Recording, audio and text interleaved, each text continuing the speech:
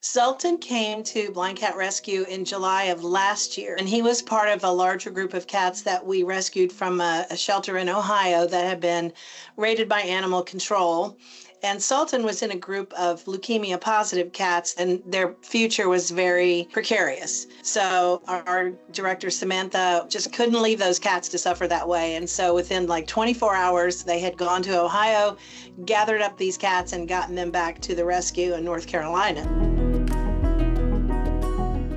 You know, all the cats were not in the best shape, and amongst them, Sultan really stood out because he's a long-haired cat, and because they thought he was an alpha male cat, they didn't let him mix with other cats, so he was basically kept in a cage, which meant not much movement, and he was matted really badly, and he had a horrible smell. And so the first order of business was to shave those mats and get him, you know, back in order. And then as time went on and he became healthier and was, you know, we got rid of his fur and all that, he really opened up, relaxed, became playful, and is the loving cat that he is now. You know, he's very friendly with people. He loves treat puzzles, you know, where they have to dig out the treats. And I love him because he's so expressive. His face is very expressive, and he's such a magnificent looking cat. You know, Sultan means strength in Arabic, and that really kind of defines how he approaches his life. You know, he's not an alpha, but he's a presence. Like, you know, he's there.